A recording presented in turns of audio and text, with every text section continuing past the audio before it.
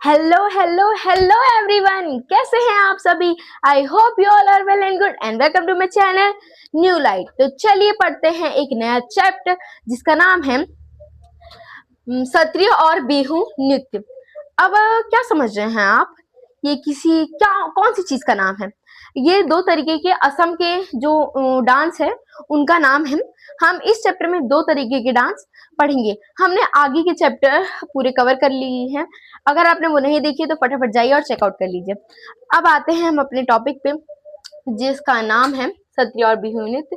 तो चलिए हम अपना चैप्टर है वो शुरू करते हैं और हम एक लाइन का मतलब भी समझेंगे जिससे आपकी जो दिमाग है उसमें सब कुछ एकदम भर जाए। ठीक है, चलिए। भारत एक विशाल देश है। तो नहीं, सबसे पहले हम कहानी तो पढ़ेंगे नहीं, हम पढ़ेंगे जो लेखक का परिचय है। क्यों पढ़ेंगे हम लेखक का परिचय, ये पहले हमें कहानी पढ़नी चाहिए ना। हम लेखक का परिचय इसलिए पढ़ेंगे जिन्होंने ये कविता लिखी है, यानी जिन्होंने ये कहानी लिखी है उनके बारे में अगर हमें थोड़ा सा पता चल जाएगा तो हम ये जो चैप्टर है ना उसे अच्छी तरीके से और विस्तार से समझ पाएंगे। ठीक है, तो आप लोग भी फटाफट अपनी वो बुक्स निकाल लीजिए जिससे आप लोग भी आराम से समझ पाए। और ये जो है ये एक निबंध है, कहानी भी नहीं कह सकते, ये निबंध है। अब चलिए हम लेखक का परिचय पढ़ लेते हैं। पेज नंबर जो है 81 पे। चलिए। जया मेहता एक नृत्यांगना है, लेखिका है, शिक्षिका है और आप जैसे बच्चों की मित्र भी हैं। यानी जिन्होंने एक निबंध लिखा है उनका नाम है जया मेहता। वो एक नृत्यांगना है यानी वो एक डांसर है, वो एक शिक्षिका है यानी वो एक टीचर भी है और वो आप जैसे बच्चों की फ्रेंड भी है। ठीक है, इसलिए तो वे इतने सरलता से आपके लिए भारतीय नृत्य की सुंदरता को बारीकियों से को शब्दों में पिरो लेती हैं। यानी अगर जो हम अपने मन में सोचते हैं उसे लिखना बहुत ही ज्यादा कठिन हो जाता है। और ये लेखिका भी हैं, इसलिए उन्होंने ये जो भारतीय संस्कृति के जो डांस है उनको इतनी बारीकी से लिखा है जो आप लोग को समझ आ जाए। इसी तो आपके क्लास 6 में है ना। ठीक है, अब आ जाते हैं। इनका जन्म 1977 में हुआ। उनकी जय मेहता का जन्म कब हुआ था? 1977 में हो गया था। यह पाठ उनकी भारतीय नृत्य से जुड़ा एक पुस्तक नृत्य कथा से लिया गया है जिसका हिंदी यानी अब ये इन्होंने सिर्फ इतना ही नहीं लिखा है, उन्होंने एक पूरी पुस्तक लिख दी थी जो ये भारत का नृत्य है उसके ऊपर। ठीक है, जैसे हम ज्यादातर जैसे आपने वो मेरी माँ चैप्टर पढ़ा और जो जो आपने कविता और कहानी पढ़ी वो छोटा छोटा उसका पार्ट लिया गया, क्योंकि अगर हम उनकी पूरी बुक इसमें डाल देंगे तो वो आएगी ही नहीं, है ना। और हमें इतने सारे चैप्टर पढ़ने और सब में से थोड़ा थोड़ा ज्ञान लेना है। तो देखिए इस यानी उन्होंने बहुत मोटी पुस्तक लिखी थी जिसको हिंदी अनुवाद शिवेंद्र कुमार सिंह ने और चित्रकार यानी जो हिंदी में ये तो लिखा गया था आसामी लैंग्वेज में, क्योंकि जो जया मेहता है वो आसाम की ही है। उसको हिंदी में किया है शिवेंद्र कुमार जी ने और चित्रकन सुबीना नटालिया ने किया है और जो उसकी चित्रकला वगैरह की है वो सुबीना नटालिया ने किया है। जया मेहता स्वयं भी ओडिसी नृत्य के पारंगत हैं और कई वर्षों से देश विदेश में नृत्य प्रस्तुत दे रही हैं। यानी जो जया मेहता हैं वो खुद भी एक डांसर हैं जो असम के जो नृत्य है उसे हमारे देश में तो फैला ही रही हैं और देश के बाहर भी उसे पहुंचा रही हैं। ठीक है, अब आ जाते हैं हमारी निबंध पे। ये है आपका 75 पेज नंबर पे, फटाफट निकाल लीजिए। निकाल लिया आपने? अब आई सत्रिया और बिहू नृत्य। भारत एक विशाल देश है, यानी भारत एक इतना बड़ा देश है कि उसमें इतनी सारी डाइवर्सिटी है। ठीक है, डाइवर्सिटी मतलब होता है वैरायटीज है। यानी पंजाब का अलग वो ड्रेस होता है, खान पान वगैरह सब कुछ अलग अलग होता है। अगर आप थोड़े से ही दूर चले जाएं तो आपको वहाँ अलग भाषा, अलग वेशभूषा और अलग भोजन वगैरह मिलना शुरू हो जाएंगे। भारत ही एक ऐसा देश है जहाँ सब कुछ मिलता है, सब कुछ यानी सब कुछ, रिवर, ठंडी, गर्मी, यानी ऐसा देश है जो सब पूरे जो जितने संसार में देश वगैरह सबका मिक्सचर है ये उसमें हर तरीके की डाइवर्सिटी है। पंजाबी भी हैं, गुजराती भी हैं, मराठी भी हैं, तेलुगु भी हैं, तमिल भी हैं, सारे लोग हैं और इतनी डाइवर्सिटी और किसी देश में नहीं है। ठीक है, तो यही बताइए भारत एक बहुत विशाल देश है। ठीक है, इसके रंग बिरंगी सुंदरता, प्राचीन और जीवन के भरे संस्कृति पूरे दुनिया में अनोखी है। यानी जो भारत है उसकी रंग बिरंगी जो सुंदरता है, जो प्राचीन जीवन की जो ये सब है वो बहुत अनोखा है और कहीं ऐसा नहीं है। ठीक है, भारत के प्रत्येक स्थान का नृत्य, संगीत, कला, खान पान, भाषा, पहनावा, रहन सहन के तरीका सब कुछ इतना मोहक है कि पूरी दुनिया में लोग भारत की खोज चले आते हैं। यानी इतना खान पान सब कुछ एकदम अलग अलग है। थोड़ा सा आप दूर निकल जाओ तो आपको वहाँ एक अलग लैंग्वेज, अलग भाषा वगैरह मिलना शुरू हो जाती है। इसलिए जो जो भारत की जो इंडिया से बाहर के जो लोग हैं वो यहाँ पर खिंचे चले आते हैं ये देखने के लिए यहाँ की डाइवर्सिटी को। ठीक है, इस पाठ में भी एक परिवार एक दूसरे देश से भारत में आया है। आइए पढ़ते हैं कि वे कौन हैं, भारत में कहाँ आए हैं और क्यों आए हैं। चलिए, और जो मैंने अभी आपको बताया कि इतनी डाइवर्सिटी है इसलिए लोग यहाँ खींचे चले आते हैं, वैसे ही जो ये निबंध है उसमें भी एक दूसरे देश का जो परिवार है वह यहाँ आया है। वो क्यों आया है ये हमें इसमें बताया गया है। ठीक है, और ये आपका पार्ट 1 है, ये मैं आपको पहले बता देती हूँ।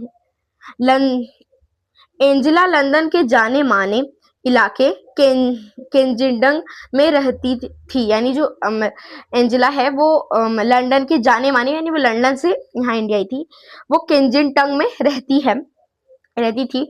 उसका स्कूल घर से दूर न था, यानी जो उसका स्कूल था वो घर से बहुत दूर नहीं था। उसका कोई सगा भाई बहन भी नहीं था, और जो एंजेला थी उसका कोई सगा भाई बहन भी नहीं था। उसका कोई ये तो मैंने वो बोल दिया। उसे जेम्स और कीरा नाम के दोस्त के साथ समय बिताना पसंद था। यानी जो 2 बच्चे थे जिनका नाम था जेम्स और कीरा नामक बच्चों के साथ जो एंजेला थी उसे समय बिताना पसंद था। ठीक है, वे सब आपस में मिलकर कई काल्पनिक खेल खेला करते थे। यानी वो लोग ना मिलकर कई सारे काल्पनिक खेल खेला करते थे।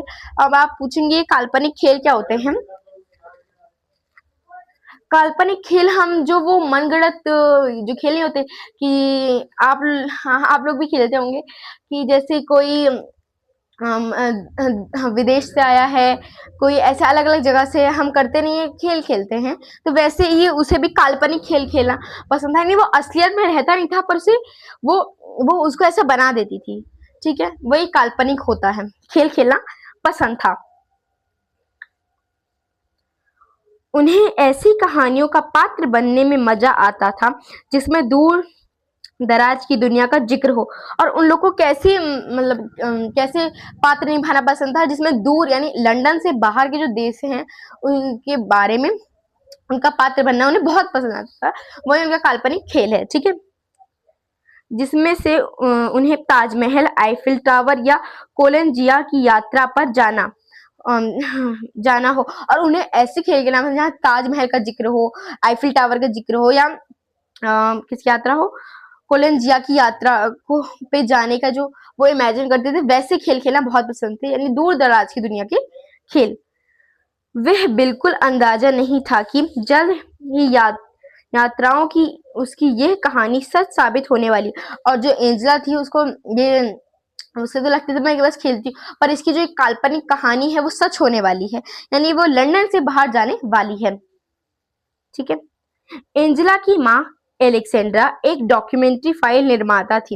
यानी डॉक्यूमेंट्री फाइल कैसी है कि हम जो असली की दुनिया में, जैसे हम इसकी जो मम्मी है वो अब असम जाएंगी, असम की काफी सारे क्या वहाँ का फेमस फूड है, क्या वहाँ का बहुत फेवरेट फल हैं, और वहाँ क्या ज्यादा मिलता है, और ये सब जो है नृत्य वगैरह जो सबका वो कलेक्ट करेंगे उसे, और एक डॉक्यूमेंट्री फाइल की तरह उसको निर्माण कर देंगे उसका। उसे कहते हैं हम डॉक्यूमेंट्री फाइल। वो निर्माता थी जो एंजेला की माता थी। उन्हें लंदन की ब्रिटिश आधामी अकादमी के से असम की नृत्य परंपरा पर एक डॉक्यूमेंट्री बनाने के लिए विनय विनय मदद दी गई और उनको मतलब ये असम की जो वहाँ की जो जगह है वहाँ के बारे में जो डॉक्यूमेंट्री फाइल बनानी है उसके लिए ब्रिटिश सरकार ने उन्हें बोला था। ठीक है, पेचीदा बात यह थी कि उन्हें उनके पास इस काम को पूरा करने के लिए सिर्फ 1 महीने का वक्त था। और पेचीदा बात क्या थी कि यानी इतने बड़े जो जगह है उसके लिए सिर्फ 1 महीना था। ये थी उनकी पेचीदा बात। उन्होंने एंजेला के स्कूल से उनकी बसंत की छुट्टियों को 1 हफ्ता और बढ़ाने की अनुमति ले ली।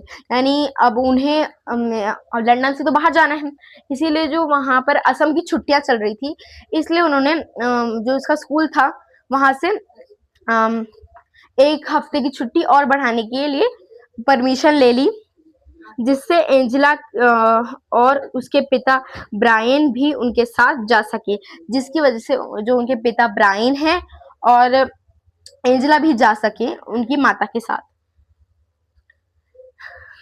एंजेला बहुत जल्दबाजी में बनाई गई इस यात्रा को योजन के हैरान थी, पर उसकी माँ समय से यह काम पूरा कर सके इसलिए वे सभी जल्द ही तैयार हो गए। यानी जो अचानक से ये बनाई गई यात्रा की वजह से एंजेला थी ना बहुत हैरान सी हो गई थी।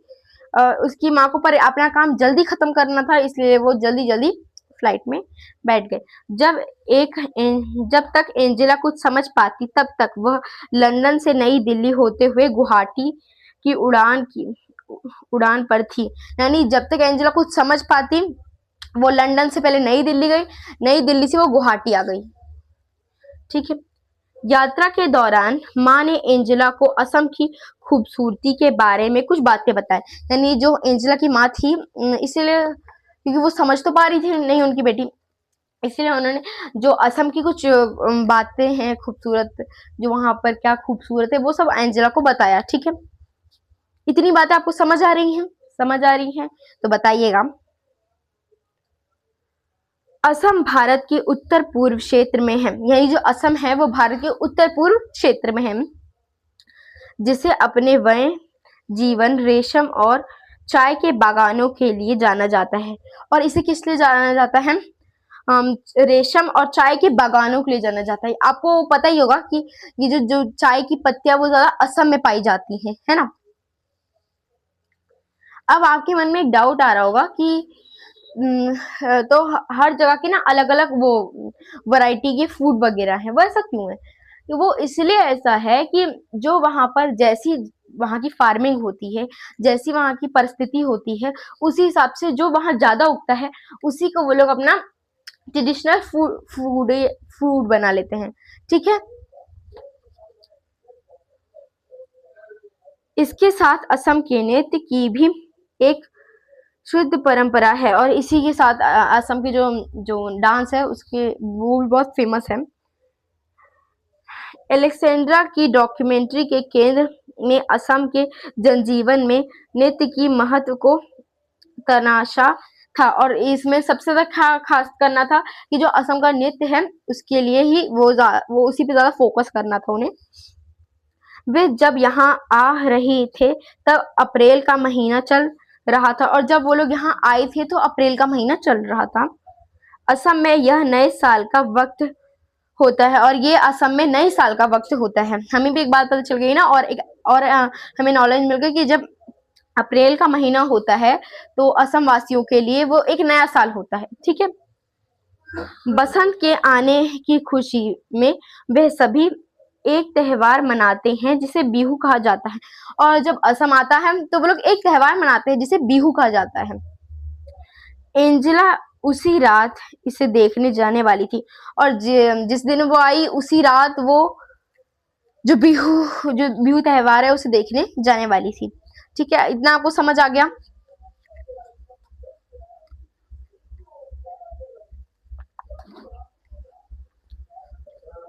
चलिए अब आगे बढ़ते हैं। गुवाहाटी में एक होटल में सामान्य हो सामान्य होने के बाद वे उसी शाम पास के एक गांव मंगल में गए। यानी जिस दिन वो आए, एक जो होटल था वहां सेटल हो गए, उसके बाद वो एक गांव में गए जिसका नाम था मंगल। मंगल में दंगल ठीक है। गांव पहुंचने पर माँ ने एंजेला को बताया कि बिहू एक कृषि आधारित त्योहार है।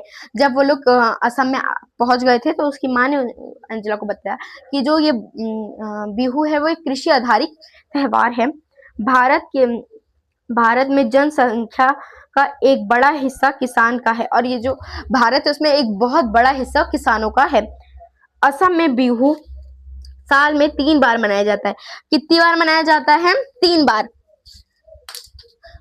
इसे भी आप नोट डाउन कर लीजिएगा, कितनी बार मनाया जाता है? 3 बार मनाया जाता है क्या?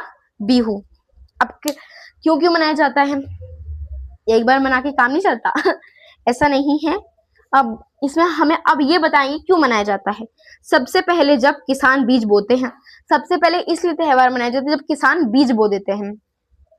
फिर जब वे धान रोपते हैं, और जब वो धान रोपना शुरू करते हैं, और जब खेतों में अनाज तैयार हो जाता है, और जब खेतों में अनाज तैयार हो जाता है। सबसे पहले किस लिए? जब बीज बोते हैं, सेकेंड जब वो रोपते हैं, और थर्ड जब वो तैयार हो जाता है और वो कटने के लिए रेडी हो जाता है। इसलिए वो 3 बार मनाया जाता है त्योहार।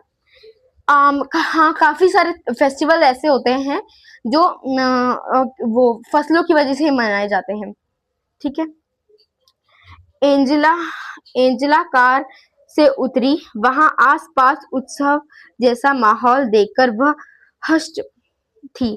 और जब वो कार से उतरी तो उसने इतना सजावट वगैरह वहां नहीं देखा होगा, इसलिए एकदम हैरान सी हो गई।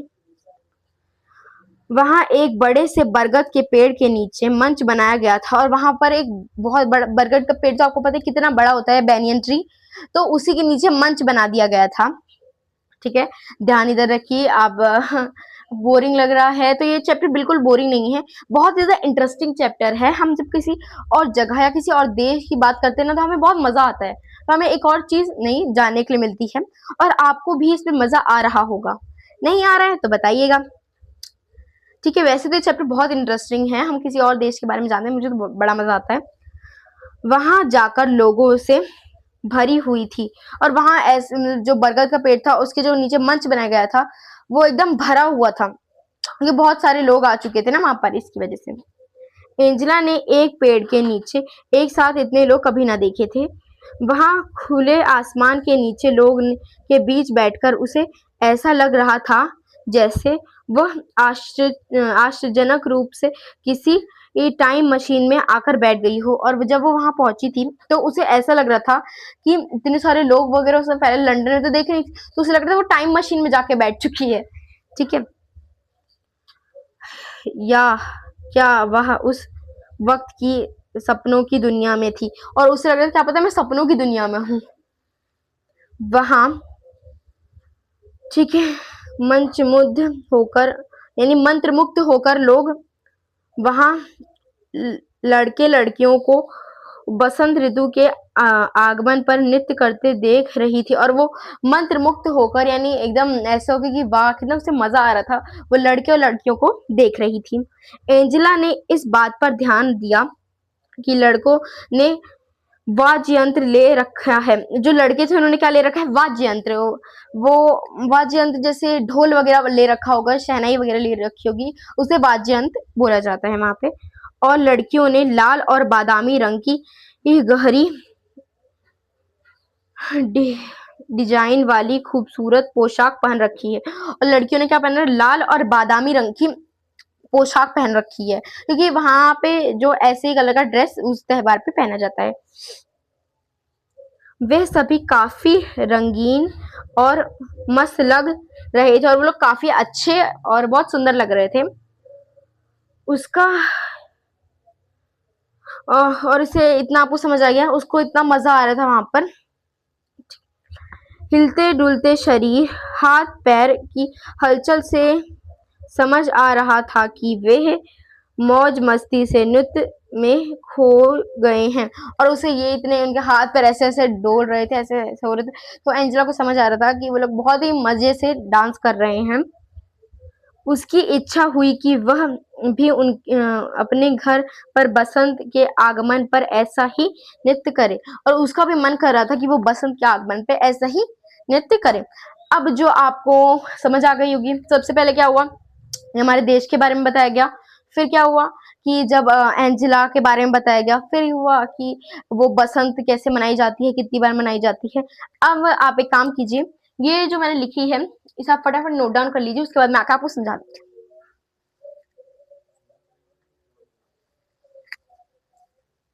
कर लिया आपने नोट डाउन? तो चलिए समझ लेते हैं इसमें। सत्रिय और बिहू नृत्य जया मेहता एंजेला नाम की एक विदेशी बच्ची की नजर से असम की दो प्रसिद्ध नृत्य परंपराओं को समझाता है। यानी इसमें क्या बताया गया है कि जो सत्रिय और बिहू नृत्य है उसे जया मेहता जी ने एक एंजेला नामक एक विदेशी लड़की के नजरिए से बताया गया है, और दो तरीके के इसमें डांस के बारे में बताया गया है। ठीक है, कहानी के जरिए बताया गया है कि नृत्य केवल मनोरंजन नहीं बल्कि संस्कृति और आस्था को जीने का तरीका है। और सिर्फ जो डांस है वो मनोरंजन के लिए नहीं, आस्था और संस्कृति के लिए भी होता है। ठीक है, कहानी का सार, एंजेला अपनी माँ एलेसेंड्रा को डॉक्यूमेंट्री फिल्म बनाती है। जो एंजेला है उसकी माँ एक डॉक्यूमेंट्री फिल्म बनाती है और पिता के साथ असम घूमने आती है और उसकी माँ फिल्म बनाती है, एंजेला पिता के साथ असम घूमने आती है। राइमिंग बन गई। क्योंकि उसकी माँ को असम के नृत्य पर फिल्म बनाने के लिए अनुदान मिला है, और क्योंकि उसकी माँ है उसे फिल्म बनाने के लिए अनुदान मिला है, वहाँ वह बिहू उत्सव भी देखती है। वहाँ पे वो जो बिहू का उत्सव है वो भी देखती है। तो ये है एक वन पेजर की तरीके से, आपको वन पेजर को भी पढ़ना है, पर आपको अपने चैप्टर पे ज्यादा फोकस करना है, क्योंकि वन पेजर आपको एग्जाम में सिर्फ एक बार रिकॉल करने के लिए होगा। पर अगर आप अपनी बुक की जो चैप्टर उसे पढ़ेंगे तो आपको ज्यादा डिटेल से समझ आएगा। अगर आपने चैप्टर पढ़ रखा है फिर आप वन पेजर समझेंगे तो आपको वो बहुत गहराई से समझ आएगा। पर अगर आप डायरेक्ट वन पेजर पर आएंगे तो आपको इतने अच्छे से समझ नहीं आएगा। तो यहाँ तक था पार्ट 1। अब जो नेक्स्ट वीडियो होगा वो पार्ट 2 होगी, ये चैप्टर थोड़ा सा बड़ा है। Thank you and take care.